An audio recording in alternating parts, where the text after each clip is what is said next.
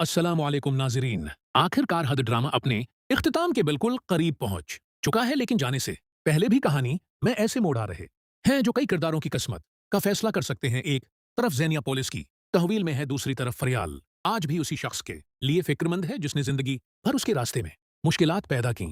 सवाल यह है कि क्या ज़ेनिया को उसके अमाल का पूरा हिसाब मिलेगा या एक बार फिर सब कुछ आसानी से खत्म हो जाएगा। आइए करते हैं सेकंड लास्ट एपिसोड का तफसीली रिव्यू। नाजरीन, ज़ेनिया अगरच्चा पुलिस की तहवील में है, लेकिन उसके रवैये में अब भी कोई खास तब्दीली नजर नहीं आती। दूसरी तरफ फरियाल हसब मामूल हर किसी के लिए नरम दिल दिखाई देती है। यही वजह है कि वो बार बार शहराम से दरख्वास्त करती है कि ज़ेनिया की जल्द अज जल्द दमानत करवाई जाए, क्योंकि वो ऐसे माहौल की आदी नहीं। शहराम तो ये सुनकर हैरान रह जाता है। फरियाल से कहता है कि फरियाल, तुम किस मिट्टी की बनी हो जिस ज़ेनिया ने सारी जिंदगी तुम्हारे साथ इतना बड़ा क्या तुम्हें तकलीफें दें। और याद है ना कि एक बार उसने तुम्हें अरेस्ट भी करवाया था। ज़ेनिया ने तो तुम्हारे बारे में कभी नहीं सोचा, तो फिर तुम्हें ज़ेनिया की इतनी फिक्र आखिर क्यों हो रही है। मैं उसकी दमानत हरगुज नहीं करवाऊंगा। फरियाल शहराम को समझाने की कोशिश करती है कि ज़ेनिया के अमाल उसके साथ, हमारे अमाल उसके साथ, और मुझे पता है आप उसकी जमानत करवा सकते हैं, क्योंकि जब ज़ेनिया ने मुझे अरेस्ट करवाया था आपने फौरन मेरी जमानत करवा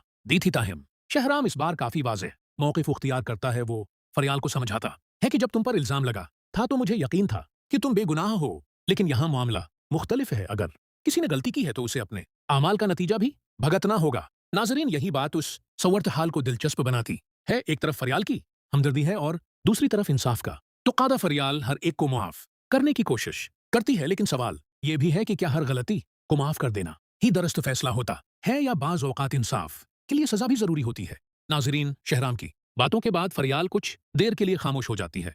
वो जानती है कि शहराम गलत नहीं कह रहा, लेकिन उसका नरम दिल बार बार उसे यही कहता है कि शायद ज़ेनिया को एक और मौका मिल जाना चाहिए। दूसरी तरफ पुलिस की तहवील में बैठी ज़ेनिया के चेहरे पर अब भी वही गुरूर दिखाई देता है। वो मुसलसल यही सोच रही होती है कि किसी ना किसी तरह वो इस मुश्किल से निकल जाएगी, क्योंकि माजी में भी वो कई बार अपनी चालाकियों से हालात का रख बदल चुकी है। इधर खानदान के बाकी अफराद भी उस मामले पर मुख्तलिफ राय रखते हैं। कुछ लोग समझते हैं कि ज़ेनिया ने जो कुछ किया उसकी सजा उसे जरूर मिलनी चाहिए, जबकि कुछ का ख्याल है कि अगर वो वाकई अपने किए पर शर्मिंदा हो जाए तो उसे माफ किया जा सकता है।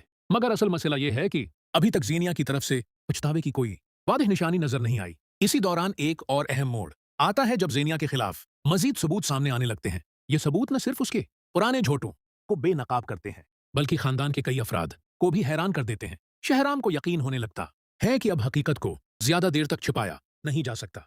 वो फैसला करता है कि आखिरी बार तमाम हकायक सबके सामने रखे जाएं, ताकि कोई भी शख्स बाद में ये न कह सके कि ज़ेनिया के साथ नाइंसाफी हुई।